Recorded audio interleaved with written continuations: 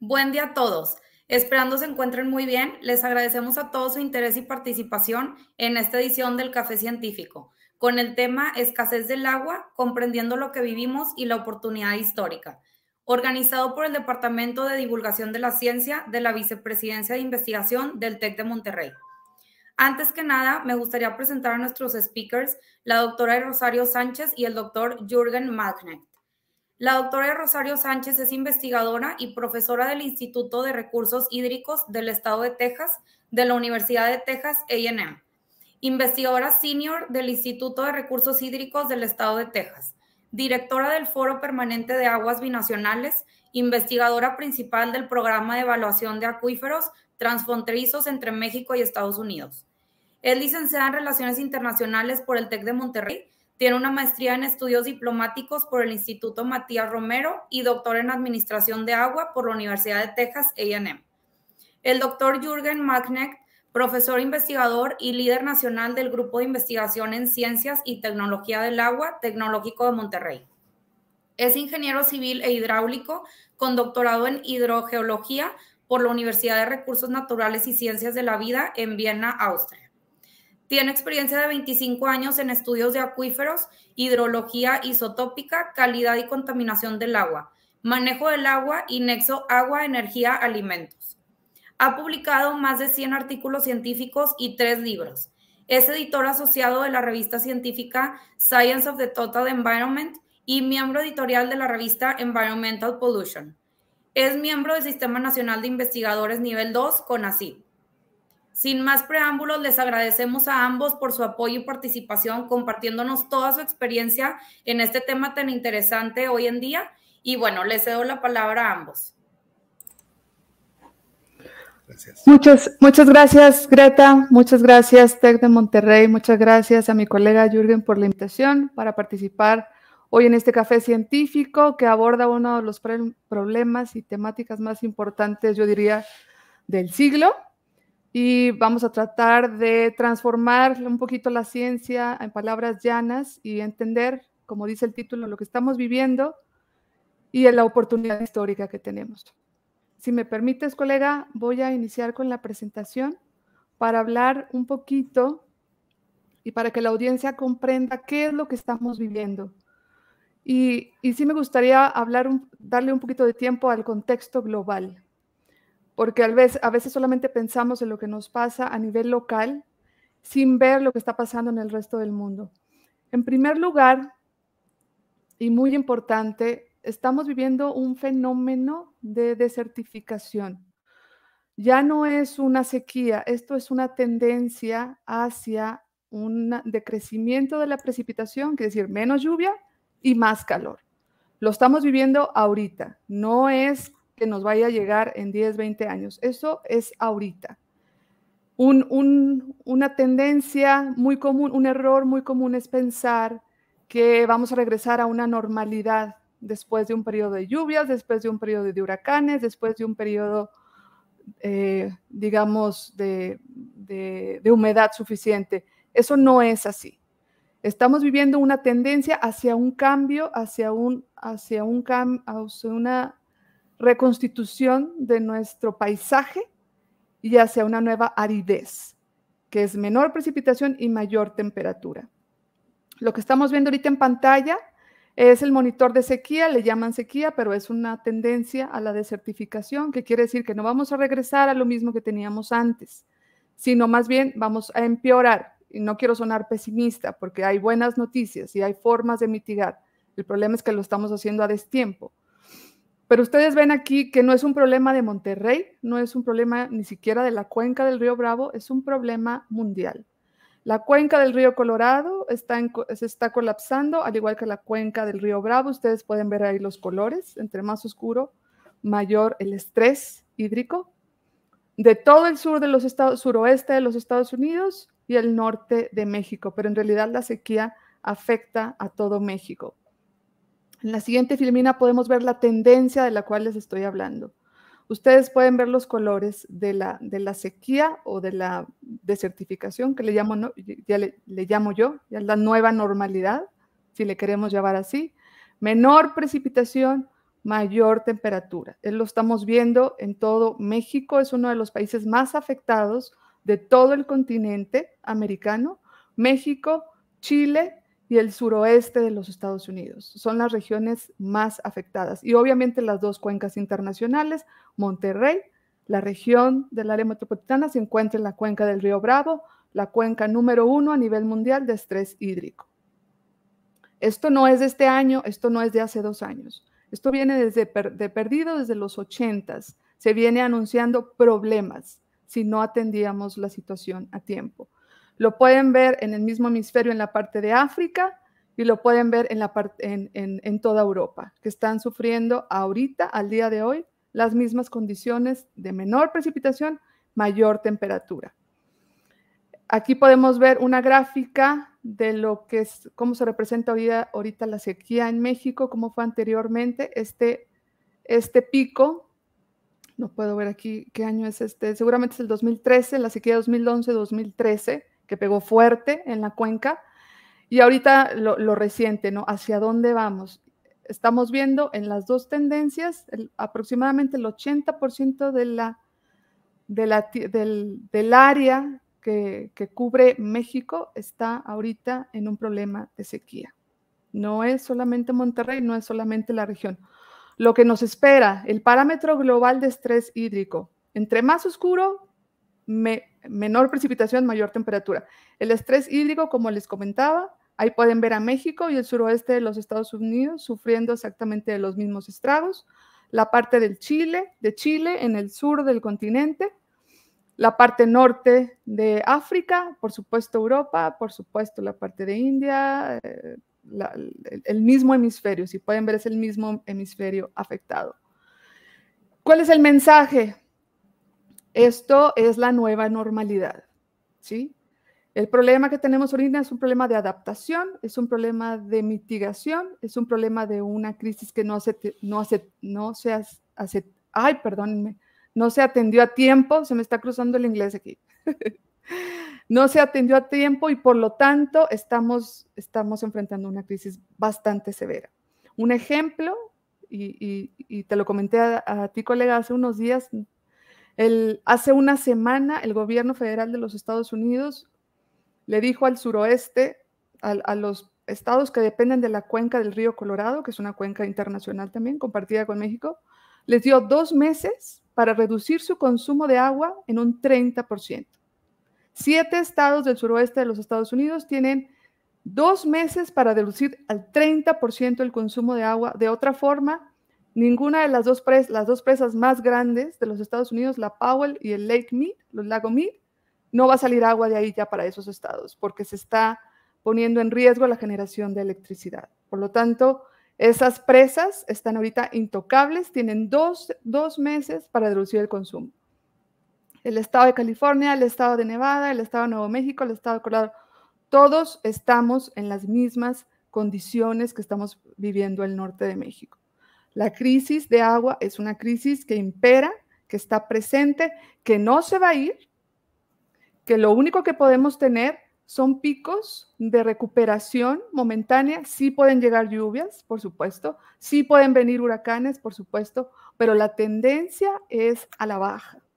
La tendencia es al balance, al final del día, su estado de resultados es negativo, ¿sí? A eso es lo que nos estamos enfrentando. No es un problema solamente de Monterrey, no es un problema solamente de la región. Los cortes a nivel de los Estados Unidos, por ejemplo, exceden desde el 20 al 30%.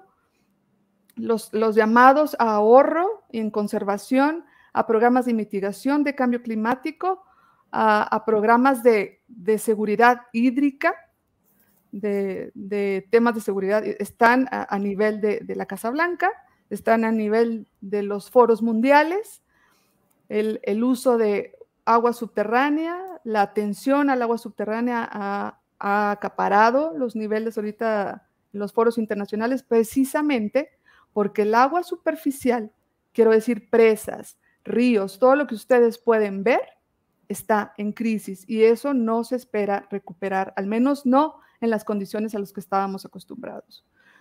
Con eso yo dejo una panorámica mundial. Ahora vamos a hablar más específicamente de lo que es Monterrey y le voy a dar la palabra a mi colega Jürgen, que él es el experto en la región. Muchas gracias, Rosario, y buenas tardes a todos, todas.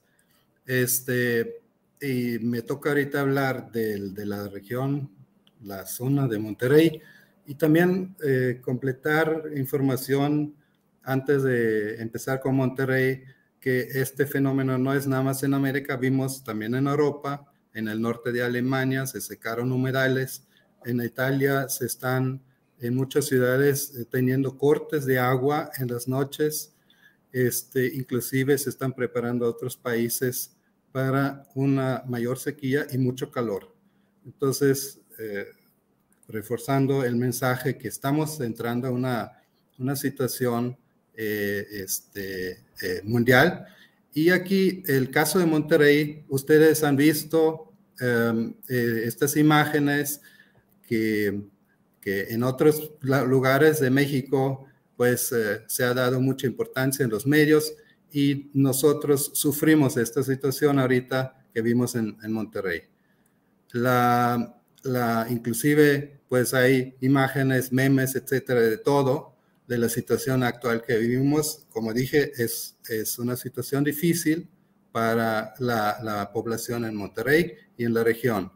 Antes de empezar a hablar sobre Monterrey, me gustaría también comentar que en el Tecnológico de Monterrey tenemos el Centro del Agua, que está enfocado desde hace como 13 años en temas de impacto en la academia, en la investigación básica aplicada, consultoría especializada y el desarrollo de capacidades.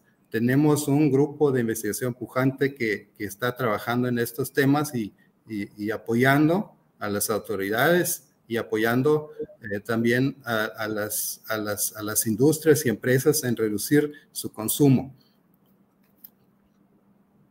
Les comento que para los que no son de Monterrey actualmente, pues ya es la segunda ciudad más grande de México, con 5.3 millones de habitantes.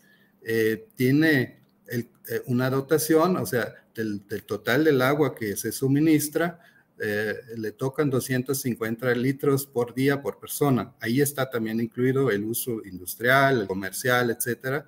Y el consumo por persona son 165 litros por día por persona. Eso es una cantidad muy relevante, muy importante. Estamos consumiendo mucha agua por persona. Cuando la ONU dice que el rango debe de estar entre 50 y 100 litros por día por persona, eso es lo que recomienda la ONU. Hablando de Monterrey, pues no podemos hablar nada más de la ciudad. Tenemos que hablar de un entorno, una cuenca grande que, como bien Rosario ya mencionó, es la cuenca del Río Bravo o Río Grande, que abarca varios estados en el norte de México, en el sur de Estados Unidos, y existen compromisos, un tratado del 1944 en este tema de un intercambio de agua que abarca el Río Bravo y también el Río Colorado. Entonces hay un acuerdo entre los dos países donde cada país tiene que entregar agua y precisamente en ciertos periodos, en 5 años quinquenales, México tiene que entregar agua en ciertas cantidades. Eso está escrito y hay compromisos. Entonces, ¿por qué lo digo? Porque Monterrey, que está en Nuevo León, es parte de esa cuenca y no podemos manejar el agua nada más en la ciudad y alrededor de la ciudad. Hay un compromiso internacional. También hay un compromiso nacional con el estado de Tamaulipas, un acuerdo que se firmó hace muchos años. Entonces, eso es el entorno, podríamos decir, geográfico e institucional que tenemos que considerar. En cuanto al clima, como sabemos, es un clima extremo. Tenemos su mayor cantidad de lluvia en los meses de agosto, septiembre, octubre. Es también los meses donde hay normalmente más tormentas tropicales y hay meses muy secos como diciembre y enero. Entonces, eso también es un factor importante. Pero aparte de esa variabilidad anual, tenemos también una variabilidad con el tiempo. Como pueden ver en la gráfica a la derecha abajo, la lluvia que se muestra ahí en el eje vertical, en los diferentes años, aquí vemos una estadística del 1940 hasta el 2020 casi, vemos una serie de años donde tenemos muy bajas cantidades de lluvias. De hecho, la línea horizontal puntuada marca el promedio. Entonces, en el 30% de los años tenemos años de muy baja cantidad de lluvia, tenemos sequías recurrentes en esta zona. Quizás la última, podemos regresar, la última sequía que tuvimos fue en el 2012-2013, como podemos ver, después del huracán Alex del 2010 y antes del huracán Ingrid, que se notan aquí como lluvias fuertes en el 2010 y en el 2013. Podríamos decir, nos salvaron en las sequías los huracanes. Estamos de alguna forma apostándole a la entrada de lluvias fuertes, de tormentas tropicales y huracanes. Entonces, en este sentido, es una zona muy vulnerable que depende de las lluvias que vienen del Golfo de México. ¿La sigue? Esta es una estadística, quizás los que no conocen Monterrey, Monterrey tiene su suministro de agua viene en partes de los acuíferos y en parte de las presas. Aquí podemos ver que hasta el 1980 más o menos casi todo el agua fue extraído del subsuelo y posteriormente fueron construidas presas que vemos en color azul claro, donde vemos un incremento constante, ¿verdad? Entre agua superficial y subterránea. Más o menos la mitad o menos de la mitad viene del agua subterránea y la otra mitad viene del agua superficial.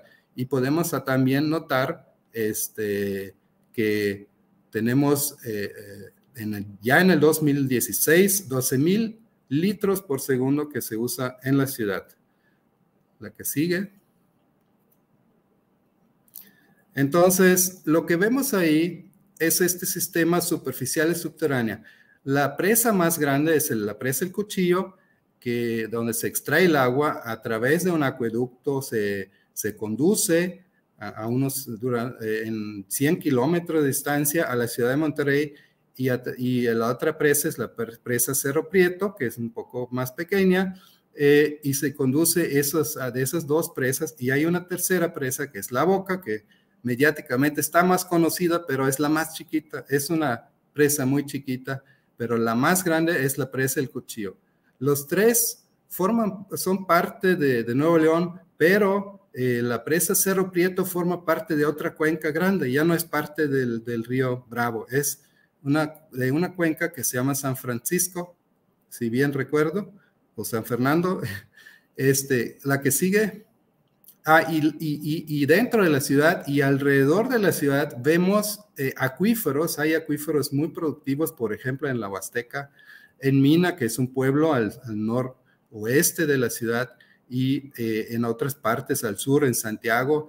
Estos son acuíferos en calizas que proveen el resto del agua. Entonces, en sí es un sistema muy completo de diferentes fuentes de agua. Y hasta ahorita fue el orgullo, sigue siendo el orgullo de la ciudad de tener todas esas fuentes que pueden proveer agua en cantidad suficiente. Vemos aquí la presa El Cuchillo, que es la más grande abajo, 1,123 millones de metros cúbicos es su capacidad, mientras La Boca realmente es un vaso muy chiquito de 35 millones de metros cúbicos de capacidad. La que sigue. Y también hasta ahorita tenemos una alta confiabilidad en el sistema de agua potable. Podemos ver en esta gráfica que desde los años 2000 y desde antes ya tuvimos un alto porcentaje de horas diarias de suministro.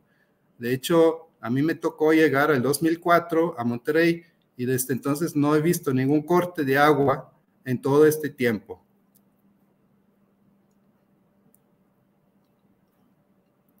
Vamos a ver ahorita un video muy interesante, histórico.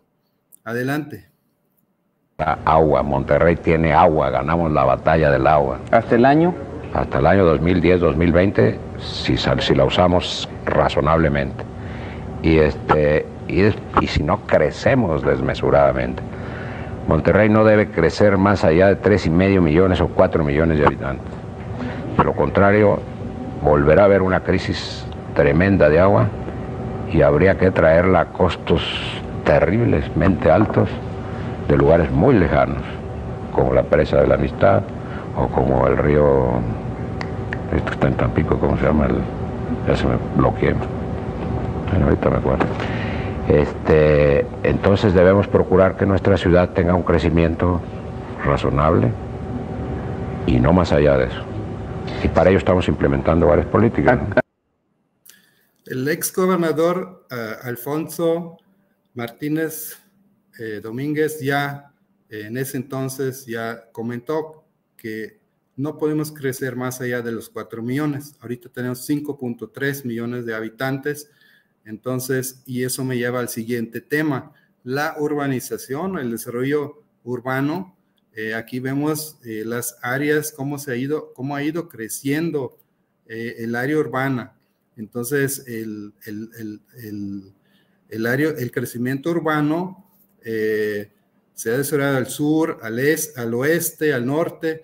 Entonces, esto es una cosa muy importante y afecta mucho el consumo de agua, ¿no? Y todo el proceso que la extracción de agua, traer el agua, conducir el agua, distribuirlo en la ciudad, es un proceso muy complicado, muy complejo, y esta ciudad entonces tiene es un crecimiento actualmente del 2% al año.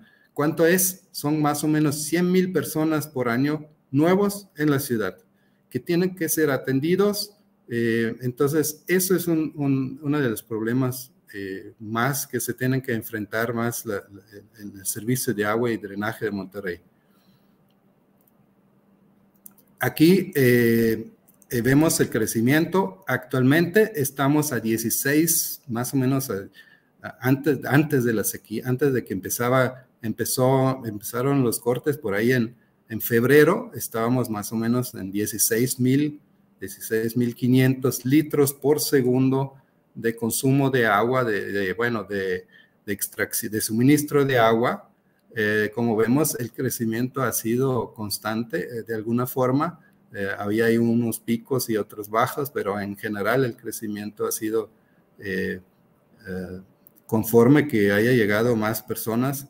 Entonces, la que sigue, llegamos ahorita también a un límite, ¿no? El límite sostenible, digamos, no está en 16,000, está más o menos en un estudio que ha realizado el Fondo Metropolitano de Monterrey, del Fondo del Agua Metropolitano de Monterrey, donde participamos. Se ha calculado que un suministro sostenible tiene que andar en 13,000 litros por segundo. Como podemos ver en los últimos tiempos, si podemos regresar, en los últimos tiempos ha bajado el almacenamiento en las presas. Esto es el almacenamiento en las presas. Desde el 2015 ha habido una baja, un declive. Esto se debe a que hay pocas lluvias. Tenemos ya años con lluvias por debajo del promedio. Algo que ya pasó antes también, lo podemos observar, lo puse aquí desde el 2010 al 2018, para que puedan ver que esto ya nos sucedió, nada más que no lo percibimos tan fuerte como ahorita, porque desde el 2010, después del huracán Alex, pues también hay una baja fuerte hasta el 2 de octubre de 2013, pero en el 2013, en el octubre, entró el huracán Ingrid, que aumentó nuevamente el almacenamiento y nos salvó de alguna forma, pero ya estábamos muy bajo. estábamos inclusive más bajo que ahorita en el almacenamiento. Nada más que ahorita la situación es un poco diferente y lo vamos a explicar enseguida. Actualmente tenemos 3 presas, como ya comenté. De las tres presas, hay 2 presas que ya están vacías prácticamente, que aún surten agua, pero muy poca. Es Cerro Prieto, está en 1% de su capacidad, mientras que La Boca, que es la presa muy chiquita, tiene todavía el 7%. El Cuchillo, afortunadamente, dentro de la mala noticia, el Cuchillo, la presa más grande, tiene todavía el 44% de su capacidad.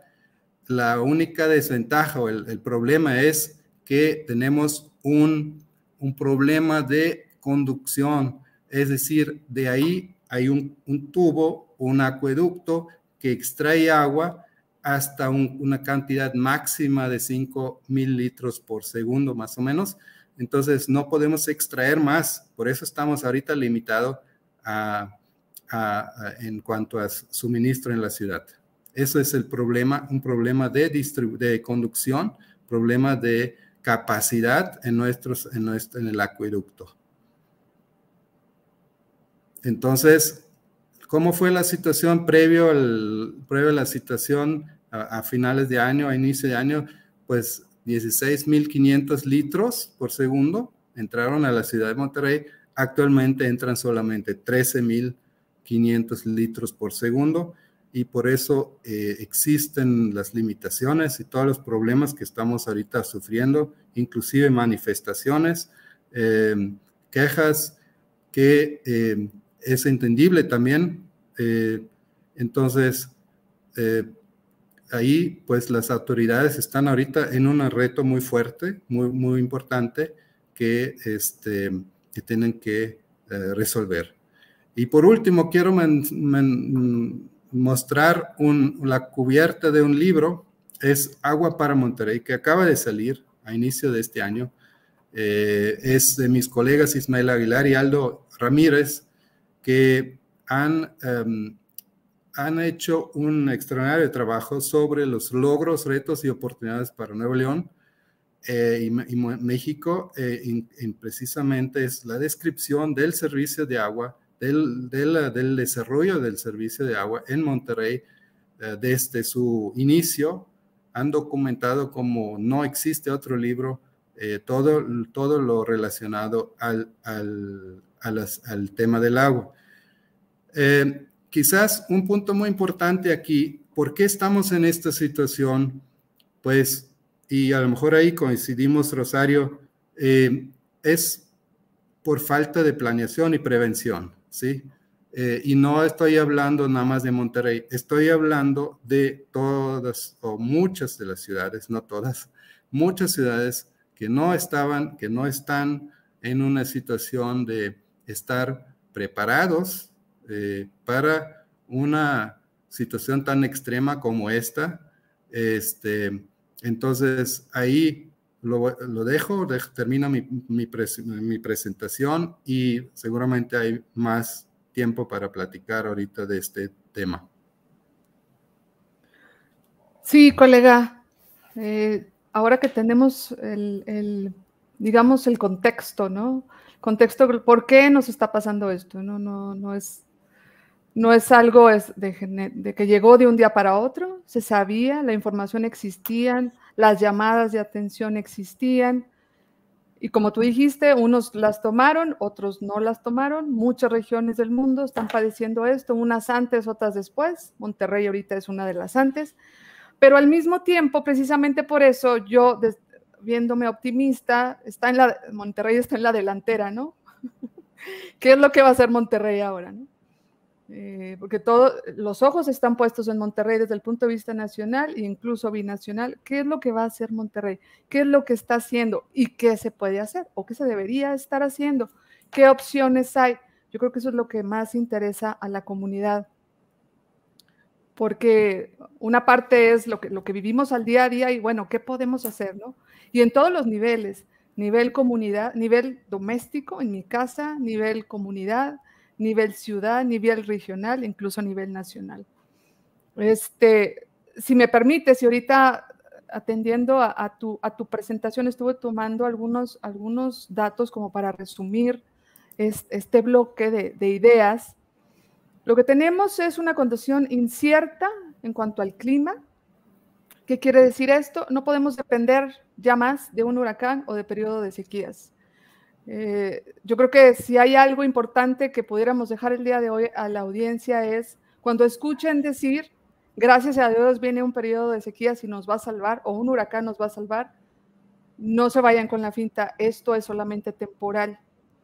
La tendencia a la falta de agua es permanente, ¿sí? Ya lo vimos, ya lo hemos estado viendo y lo hemos comprobado, y la ciencia lo dice, ¿no?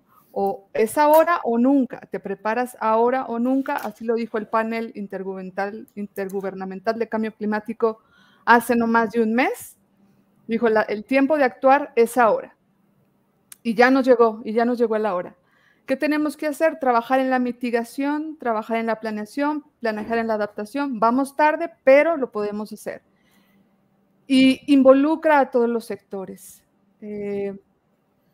Necesitamos la corresponsabilidad y necesitamos trabajar en los beneficios, ¿no? En los incentivos, y lo hemos platicado tú y yo, colega.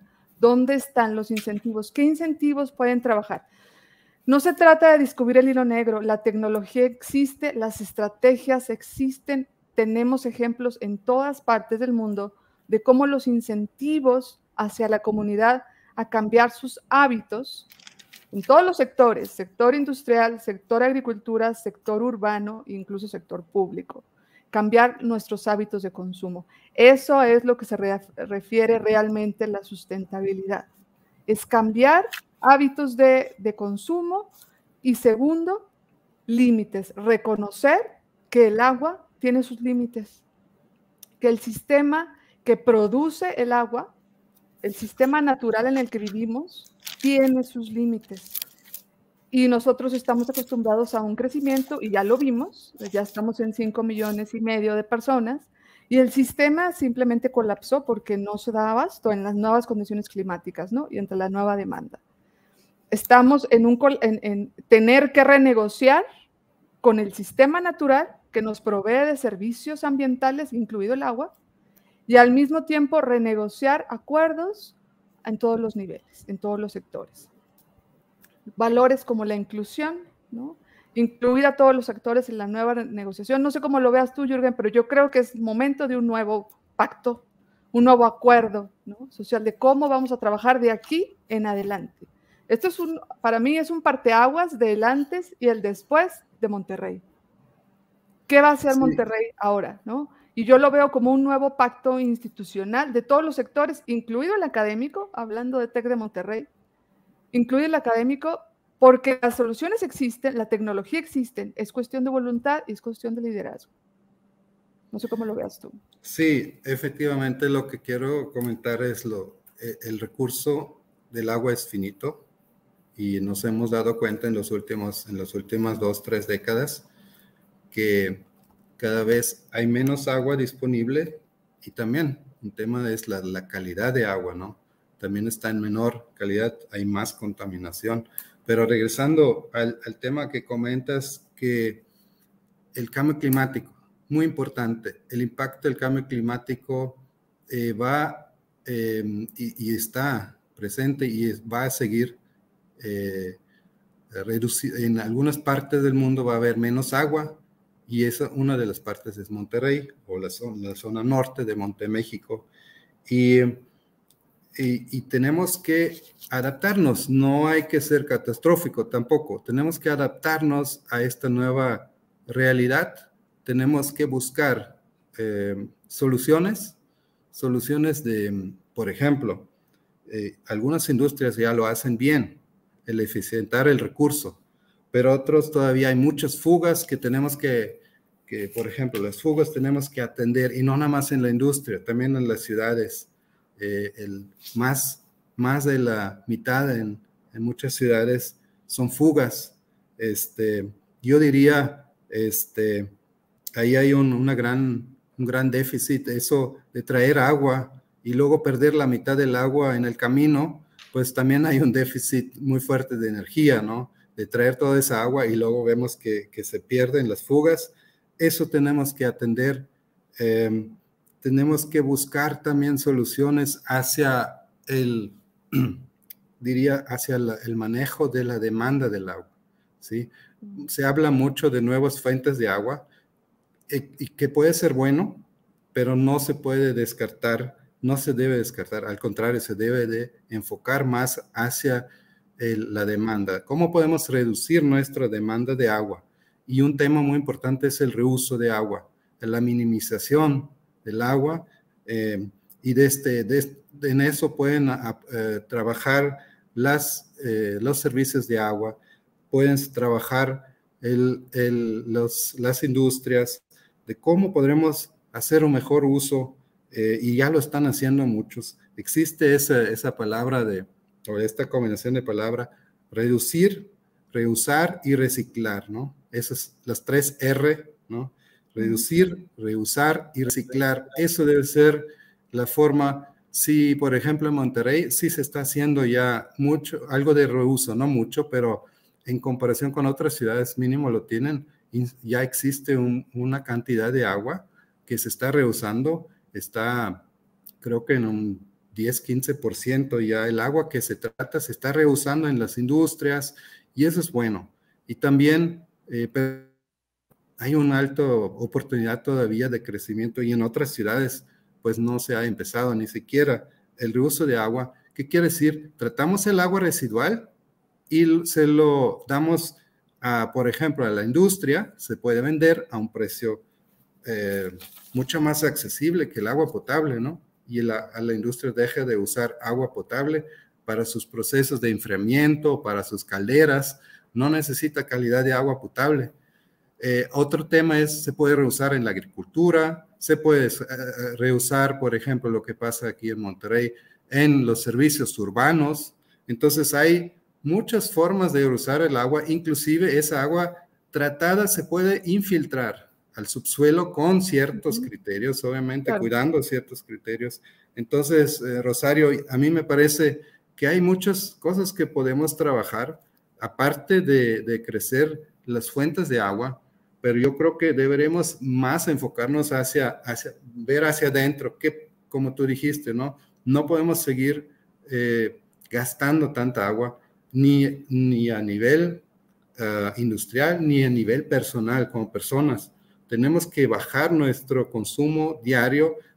Monterrey tiene 165 litros por segundo. Es una cantidad muy alta, y así están muchas ciudades, no es la excepción, pero sí tenemos que bajar nuestro consumo de agua en todos los niveles.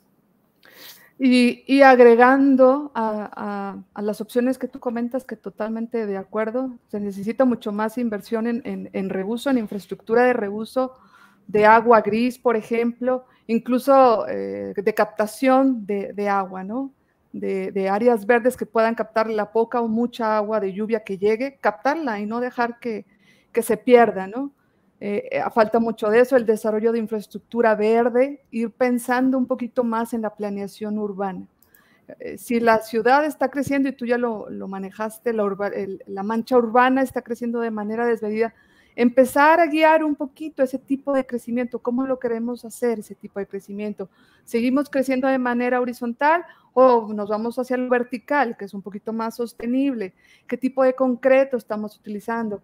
¿Qué tipo de utensilios de captación de agua podemos diseñar en casas, en edificios, en industrias, en edificios públicos, que ya lo mencioné? Eso es uno. Los incentivos, y ya lo hemos platicado, que son bien importantes hacia la conservación. Incentivos hacia a las familias. Esto se ha instalado en muchas ciudades en los Estados Unidos, de los cuales yo soy testigo. Inodoros ahorradores, regaderas ahorradoras, reporte de fugas. Ahí se va aproximadamente entre el 20 y 40% del consumo urbano se va en fugas, ¿sí? No solamente en la infraestructura pública, que también es una gran fuente, pero también a nivel hogar. y trabajar de la mano con las comunidades, los servicios operadores, con incentivos hacia la comunidad. Oye, si tú instalas este tipo que existen, y que no son necesariamente caros, ¿cómo se llama?, de tecnologías que eficientizan tu uso a nivel local, pues yo te doy un incentivo, ¿no? Una reducción a la tarifa o simplemente un crédito para el siguiente mes, etcétera, etcétera. Existen, esas opciones existen y han generado muchísimo éxito en muchas ciudades en un corto tiempo. En un corto tiempo, te estoy hablando de 2, 3 meses, reducción de consumo del 30%, que es hasta donde yo sé lo que se necesita ahorita en Monterrey. Esa es una. Revisión de las tarifas y de prioridades en qué se está usando el agua. ¿Cuáles son las prioridades del uso del agua, ¿no? Ok, si hay usos que no son tan prioritarios como el uso potable, bueno, ellos tienen una tarifa diferente. Si hay uso prioritario en la industria, por ejemplo, depende qué estás consumiendo, qué estás produciendo. No, pues yo estoy produciendo A, B o C. Bueno, A tiene una prioridad tipo A, ¿no? No puedes pagar lo mismo una persona una industria que genera alimentos a una industria que genera otro tipo de productos. La minería, por ejemplo, que es importante ahí en la zona, la parte de las embotelladoras que utilizan bastante cantidad de agua subterránea, y compararlo. No se puede, no podemos pagar lo mismo por diferentes usos o por diferentes prioridades, porque hay que recordar siempre que vamos a poner un límite. Ahora, otro tema, independientemente, y tú hablabas de lo que estamos usando ahorita en Nuevo León, 165 litros por segundo en promedio, pero en algunas regiones se gastan hasta 300 litros por segundo en promedio, y lo pueden pagar. Entonces ya no se trata solamente de que puedas pagar una tarifa por más alta que sea. Sí, puedes pagar esto y vas a pagar esta tarifa alta si quieres consumir más agua, pero tampoco puedes tener más de esta cantidad. O sea, hasta ahí es el tope. Es necesario poner los topes. Y yo lo he escuchado ya muchas veces decir de varios colegas. El problema, por ejemplo, hablando de la agricultura, que es el mayor consumidor de agua en la cuenca, estamos hablando del 80% del agua de la cuenca se va en agricultura. El problema no es la agricultura, el problema es el tamaño de la agricultura, ¿sí? No hay límites. Se habla también de procesos para eficientizar los riegos, por ejemplo, pero eso, en muchos casos, en la mayoría de los casos, lo que provoca es expandir la frontera agrícola, ¿sí? Porque ahora eres más redituable con menos agua y por lo tanto expandes la frontera y sigues utilizando más agua. ¿Por qué? Porque no hay límites. Estamos llegando a un momento que tenemos que empezar a considerar los límites. No podemos utilizar todo el agua que siempre hemos querido o que siempre habíamos teníamos a la mano utilizar al costo mínimo. Hay que pagar por los servicios de agua, hay que pagar por el agua y hay que poner un límite en esos servicios. Yo creo que eso es el quiebre, ¿no?, del modelo de antes y después de esta crisis. Hay límites y eso para programar un desarrollo sostenible tiene que haber límites, tiene que haber corresponsabilidad, que quiere decir involucramiento de todos los sectores, ahorrar y al mismo tiempo a los beneficios, ¿no? Ok, yo ahorro de esta forma, ¿qué beneficios yo puedo tener? Porque esa es la forma de incentivar a la participación social, que yo creo que ahorita está un poquito separada, dividida, casi divorciada, ¿no?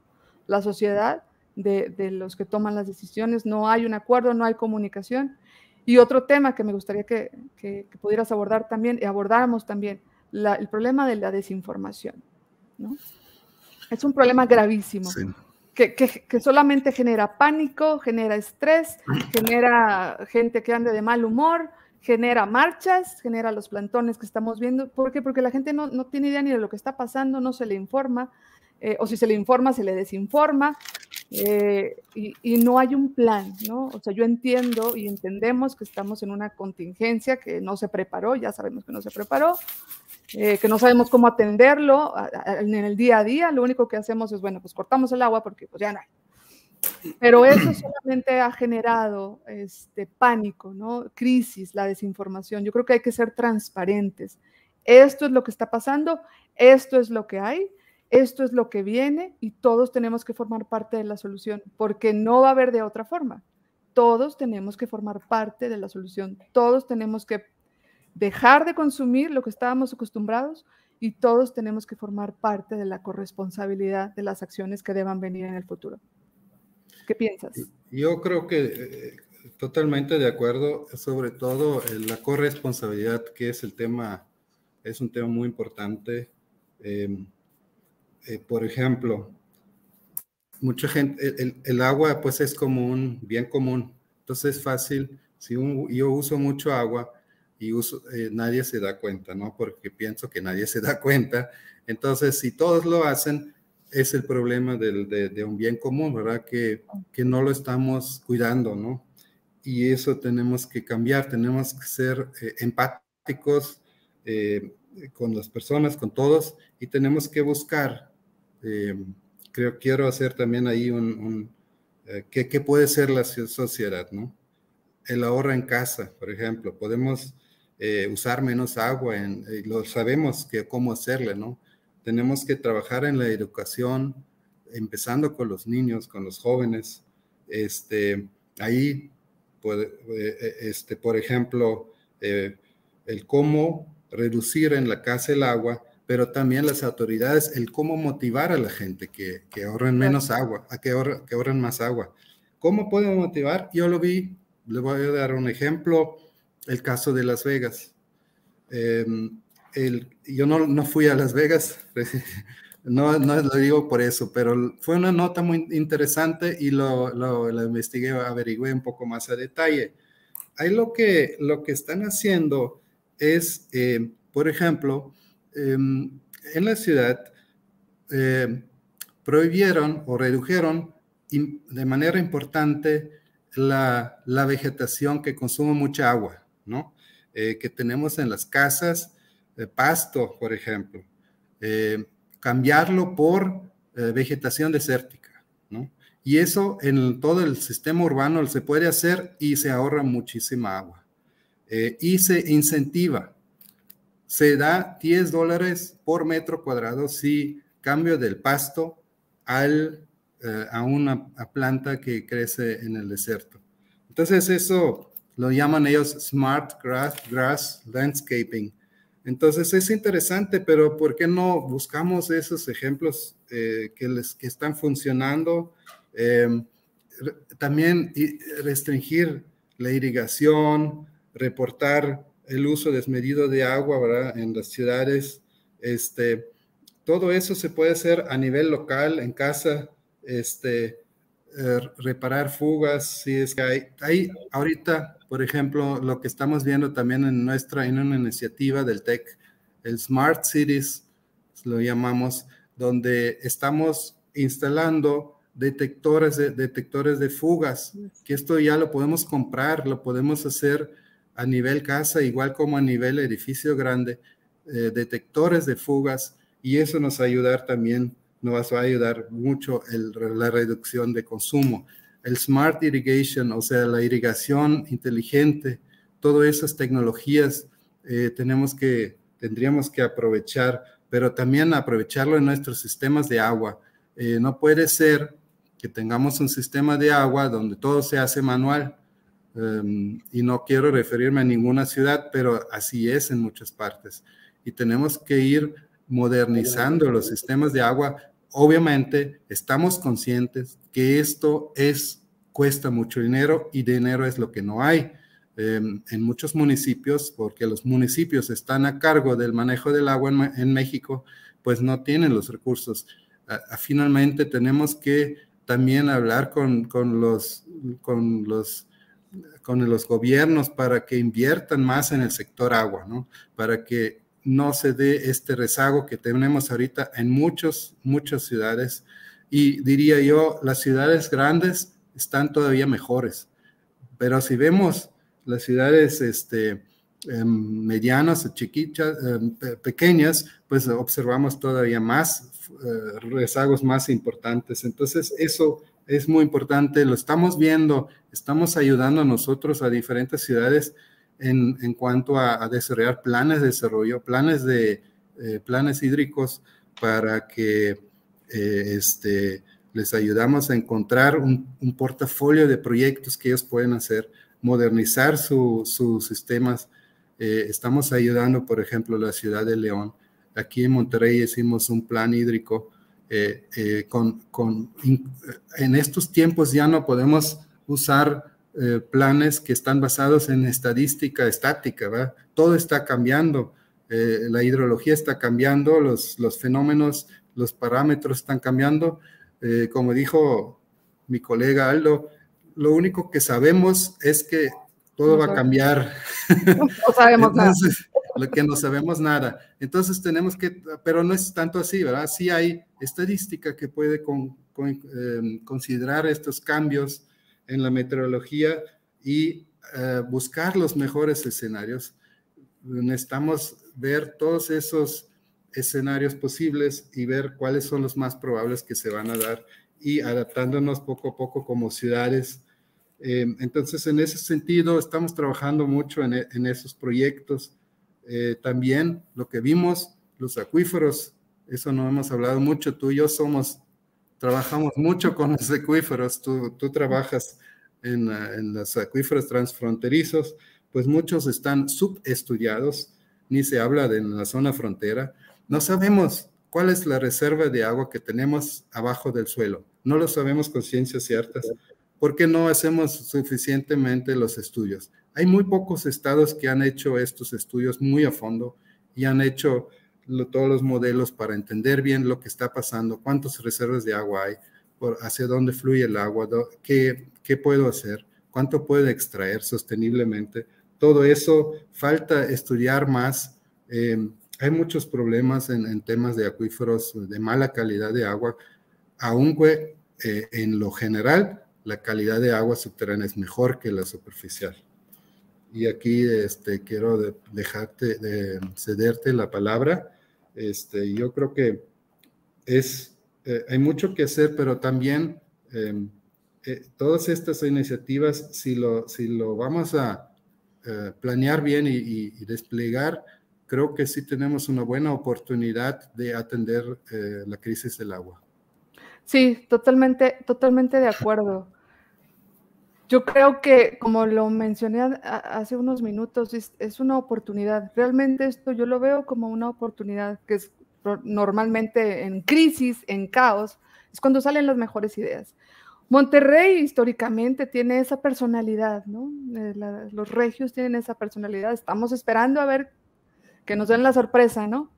Porque yo creo que ya es tiempo de actuar en todos los niveles, ¿no? Y en todos los sectores. Me gustaría rescatar algo de lo que tú mencionaste. Sabemos lo que hay que hacer. O sea, no se trata de descubrir el hilo negro. Tenemos lecciones, tenemos tecnología, tenemos inversión, hay financiamiento. Y bueno, Nuevo León tiene la capacidad para invertir en eso y más. Y tenemos como experiencias como la que mencionaste, sabemos lo que funciona, sabemos cuánto puede funcionar. No se trata de descubrir el hilo negro. Lo que sí tenemos que trabajar mucho, y tú lo acabas de mencionar, es bien importante, no lo habíamos dicho antes, investigación. Definitivamente. Hay que trabajar muchísimo más en investigación y desarrollo de agua subterránea, que son las fuentes ahorita más seguras con las que cuenta la región. Y no solamente la región, estamos hablando a nivel mundial ya ahorita, porque el agua superficial está en riesgo, es la más afectada por el cambio climático o por la nueva normalidad de la aridificación. Entonces, el agua subterránea es mucho más resiliente, pero es de la que menos conocemos. Entonces, la investigación debe ir dirigida a esas reservas, ¿no? ¿Cómo los vamos a manejar? ¿Cuánto tiempo tienes? ¿Qué calidad? Tú ya lo mencionaste todo eso. Yo creo que hacia ahí, hacia la parte de la investigación en agua subterránea, hacia la parte de la planeación sostenible desde el punto de vista de cuenca, ¿no? No solamente se habla de cuidar el recurso agua, sino de cuidar los servicios ambientales que protegen el recurso agua. Hablo crecimiento urbano, hablo reforestación, hablo, ya lo dije, infraestructura verde, hablo de captación de agua, hablo de áreas verdes, y áreas verdes como que hagan clic con la condición natural, ¿no? Nativas, ¿no? vegetación nativa, que sea mucho más resiliente, que se empiecen a pensar en lo que se le llama los microclimas, ¿no? Empezar a pensar a nivel mucho más local. ¿Qué puedo hacer yo a nivel casa primero y luego a nivel comunidad? Ustedes saben, llegan a una zona arboleada ahí en Nuevo León, en Monterrey, de las pocas que hay, de las que quedan, cambia el clima cambia irremediablemente, ¿no? Llegamos a una zona diferente, llena de concreto, el clima, por lo menos estamos hablando de 2-3 grados de diferencia, ¿sí? Tenemos que estar pensando en esas estrategias también de microclimas que ya se están pensando también a nivel mundial. Es mucho más barato, es mucho más redituable, es mucho más atractivo, se involucra a la sociedad a formar parte de la solución y además se genera conciencia, ¿no? De que, mira, ya me di cuenta que si yo planto este tipo de vegetación, que si yo capto mayor agua, que si yo respeto el área verde que está en la esquina de mi casa, todo eso me genera una mejor calidad de vida, ¿no? Y un microclima finalmente es lo que nos interesa, el área donde vivimos, el ambiente en la que nuestros hijos se desarrollan, la comunidad a la que yo atiendo, todo eso tiene que tener una lógica sostenible. Es difícil pensarlo así porque estamos hablando de compartir recursos, y es el concepto de compartir recursos naturales todavía está muy en pañales, ¿no? En nuestra mente, no hemos llegado a conceptualizarlo, pero yo creo que ahorita ya de que, bueno, pues tenemos nomás esta cantidad de agua, tú 20 y yo 20, tú la usas en esto y yo en esto, y a lo mejor en el siguiente año me compensas, tú usas esto y yo esto. Se trata de negociar y se trata de acordar para beneficio de todos. Y solamente antes me gustaría, si no tienes tú inconveniente, colega, abrir una sesión de preguntas, si es que hay preguntas de la audiencia. Quizás mi última intervención antes de cerrar, Rosario. Sí. Te comento un dato y creo que es muy interesante y eso nos hace ver todo lo que es posible. En Israel, el 90% del recurso del agua es tratada en todo el país y se aplica del agua gris. Agua gris, ¿cuál es el agua gris? El agua gris es el agua que no viene de los baños, sino de las, por ejemplo, de bañarse, de la regadera, de la lavatrastes, sí, etcétera. Ese agua gris se llama gris. Esa se usa casi todo en la agricultura y el 90%. Otro punto, otro dato. El 75% de la agricultura en Israel usa riego por goteo, ¿sí? Muy eficiente, extremadamente eficiente.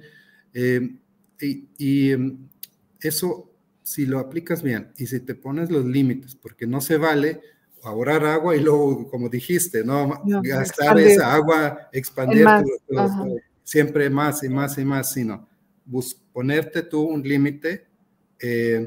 Entonces, el riego por goteo es 75% en el país. Y el agua potable que toman en Israel, el 70% no viene de los acuíferos directamente ni de los ríos. Viene de agua, es agua desalinizada. Entonces, tomamos ese como ejemplo, un país que está en extrema escasez de agua, ha logrado ser aplicar tecnología, ser autosuficiente, se han educado también. El papel de la educación es muy importante. Como universidades tenemos que participar en esto. Tenemos que tener un papel activo en educar a los jóvenes, en generar también recursos humanos. Yo diría también, defendiendo mi profesión, yo soy ingeniero, necesitamos ingenieros que sepan manejar los sistemas de agua, ¿verdad? Que sepan modernizar, y lo mismo en la agricultura, que necesitamos gente preparada para reducir el consumo de agua en la agricultura. Entonces, yo creo que eso es así, en resumen, lo que yo pondría, lo que yo comento, necesitamos optimizar nuestro recurso para poder y ponernos también límites. Es difícil, obviamente, si yo digo, oye, ya no queremos que crezcan las ciudades, pues es irreal, ¿no? Hasta me escucho como hippie, ¿no? Que ya no quiero, pero la verdad es que podemos concientizarnos. También en el consumo de alimentos. Hay alimentos, por ejemplo, ciertos alimentos, para hacerlos, consumen muchísima agua. Entonces ahí tenemos que también, de alguna forma, pensar, concientizarnos. Bueno, esa agua, por ejemplo, si como no sé, para decir una hamburguesa, bueno, 1 kilo de carne, por ejemplo, son entre 10 y 20 mil litros de agua que se consumen para hacerla, para producirla. Lo digo no para que cambiemos todos, o sea, sé que no es real, ¿verdad? Pero mínimo deberíamos concientizarnos en el consumo, en la ropa que llevamos. ¿Es necesario comprar cada ratito una ropa nueva? No lo sé, pero también consume mucha agua. Y nuestros hábitos, como dices tú, de alimentación, ¿no? La carne, por ejemplo, digo, no es que yo sea vegetariana, pero pues estamos hablando del 50% de las emisiones de CO2, ¿no? Los datos no mienten, ¿no? Nuestros hábitos, y ya lo hablamos al principio, los hábitos de consumo y del tipo de vida que tenemos necesita cambiar. Y con ello los valores, ¿no? Los valores es muy importante. Pero también la información, informar a la gente. Ahora, si recibo mi recibo de agua y ahí viene el dato, así como lo vemos en los supermercados, el exceso de calorías, ¿no? Exceso de sodio, exceso de azúcares, nada pasa si ponemos cuánta agua se utilizó en ese alimento, ¿no? Y en mi recibo, ¿de dónde viene el agua? ¿Cuánto costó llevar esa agua a mi casa? ¿Qué tipo de tratamiento llevó? ¿Desde dónde viene? ¿Hacia dónde va? Información que le ayuda a la gente a tomar decisiones. Sin información la gente no puede cambiar, no puede tomar decisiones. En fin, vamos a darles oportunidad a la audiencia. Si es que hay preguntas, Greta, te lo dejamos a ti. Sí. Hola, muchísimas gracias, doctores, por esta charla tan interesante. Sí tenemos bastantes preguntas, igual las que alcancemos las podemos contestar brevemente y como quiera las pendientes después se los estaremos haciendo llegar por nuestro Facebook Divulgación de la Ciencia. Al igual también me gustaría comentarles que esta grabación se queda en nuestro canal de YouTube, también llamado Divulgación de la Ciencia, por si luego quieren entrar a verla después. Y bueno, la primera pregunta es de Rubén Siller y dice, de los 165 litros por persona, ¿cuánto es realmente de cada habitante y cuánto de la industria? No, esto es un consumo de las personas. Si incluimos todo digamos, de toda la ciudad, el consumo total dividido entre el número de población, eso se llama dotación y esos son 250 litros por segundo, por día. Pero el 165 es únicamente las personas.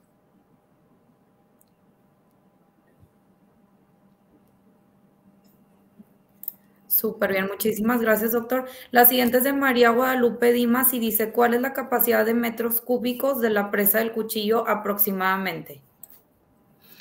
El famoso NAMO, que es el nivel de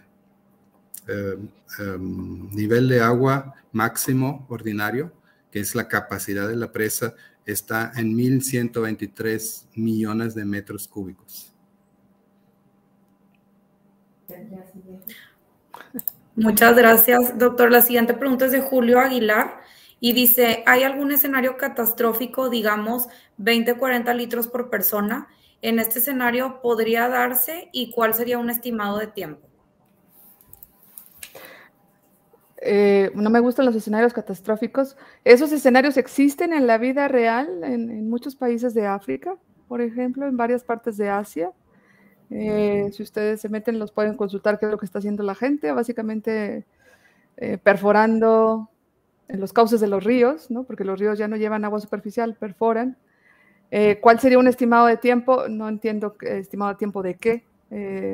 para que eso sucediera, bueno, no tenemos ese estímulo. Yo no creo que ese escenario se pueda dar. No veo yo veo una capacidad importante en desarrollo tecnológico, en voluntad y en infraestructura que se puede desarrollar a tiempo antes de poder llegar a esto. Yo la verdad no veo ese escenario. Todo es posible, pero no es probable. Ese es mi comentario. Perfecto, gracias, doctora. La siguiente es de Jorge Mora y dice: ¿a qué se debe la inconsistencia en el suministro de agua entre distintas regiones en Monterrey? Hay zonas donde no se ha visto tan afectados, como otros donde han llegado a estar hasta un mes sin suministro. Sí, digamos, el manejar el agua en una ciudad tan grande tiene mucha complejidad, ¿verdad? De entrada, es un sistema que trae miles y miles de kilómetros de tubería. Lo que afectó un poco en este aspecto es un tema que se llama sectorización hidrométrica. La sectorización hidrométrica se hace en las ciudades, en muchas ciudades, para dividir todo el sistema, la red de agua potable en circuitos y manejarlos más independiente, y también se usa para detectar más fácilmente las fugas. En Monterrey se ha hecho ese trabajo, pero todavía no está concluido, entonces todavía hay ciertas dificultades en manejar el sistema. Hay una serie de válvulas, hay más de 500 válvulas, de acuerdo a la información del director de agua y drenaje, que se están moviendo en la ciudad para poder tener el agua en el lugar donde lo quieren tener, ¿no? Entonces, sí es un reto manejarlo. Lo que se debe de buscar, en mi opinión, es automatizarlo, trabajar hacia una smartización, entre comillas. En parte se está haciendo, pero como les dije, estos proyectos no están todavía concluidos. Pudimos observar en unas visitas que se tienen información, por ejemplo, de todos los tanques. Son tanques donde se almacena el agua en la ciudad, los niveles, pero falta un manejo, digamos, más automatizado, más optimizado, más bien en el sistema. Muchísimas gracias. La siguiente es de Stephanie Morato y dice: ¿por qué no se guarda el agua de lluvias en ciudades como Ciudad de México y se limpia, pero de manera masiva? Es decir, que así como existe un drenaje de aguas negras, existe un drenaje separado que sea pluvial. ¿Por qué no se hace una ley para los que fabrican llaves de agua de tal manera que todas las que existan y se vendan sean aquellas que son ahorradoras?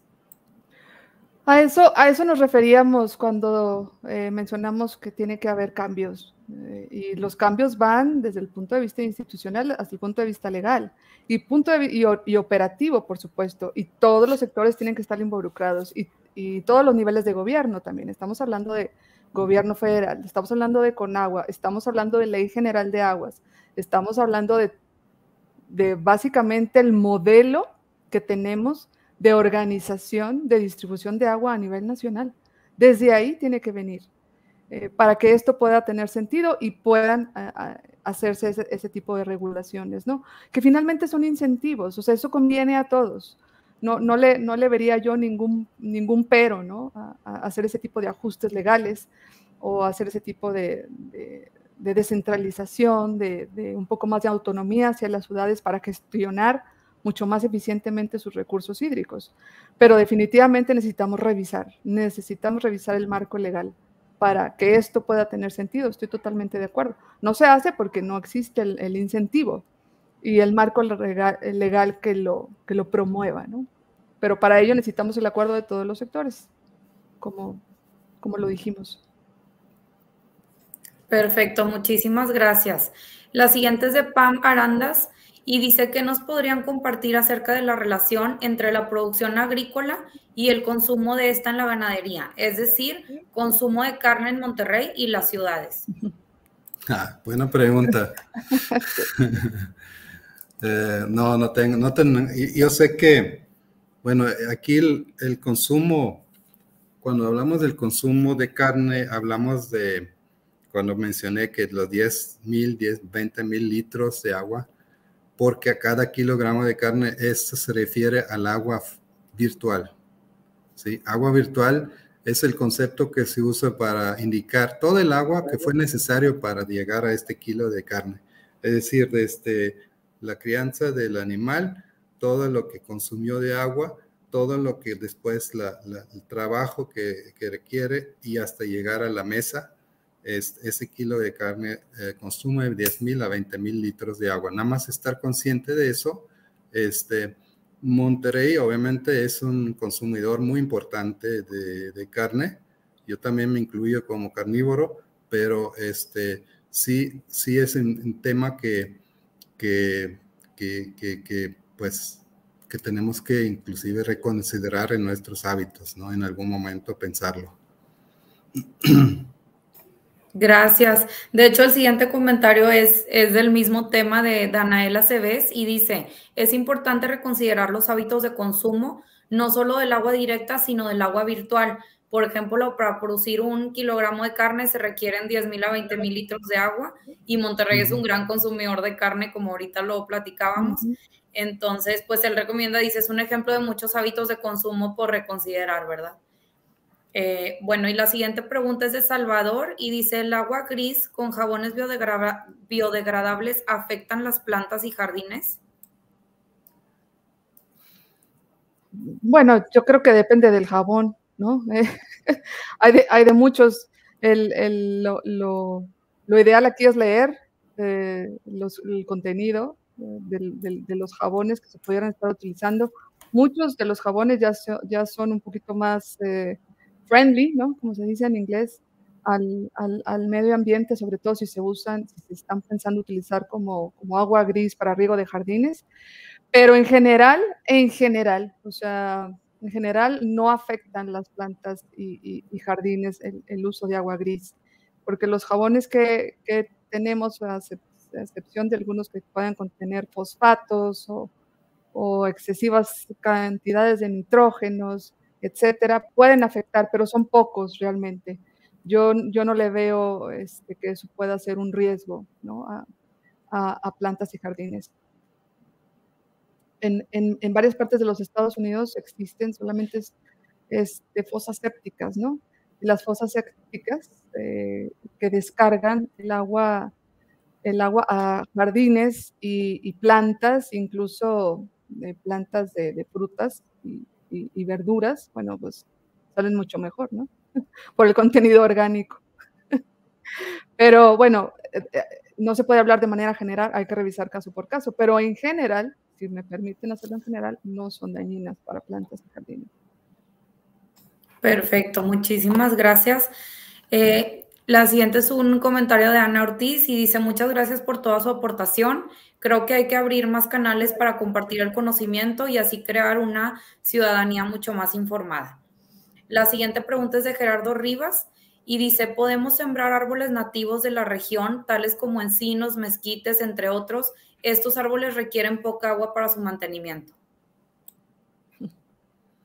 Sí, por supuesto, y creo que Rosario quiere decir algo, pero nada más breve. Yo creo que yo obviamente buscaría un árbol nativo, pero que sea rápida, crezca relativamente rápido y frondoso, porque yo quiero que el árbol funcione como para remover el CO2 y también para dar sombra, porque precisamente generan microclimas que luego ayudan a que el ambiente sea más húmedo y que genera para nosotros también nos sentimos más mejor, o sea, tenemos mejor calidad de vida teniendo árboles.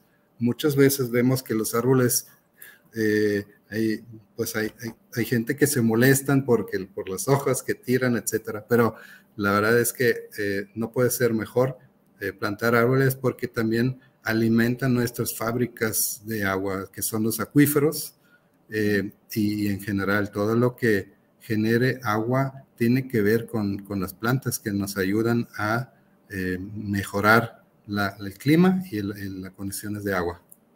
No sé qué piensas tú, Rosario? Sí, era justamente lo que iba a decir. El agua llama el agua, los árboles llaman el agua.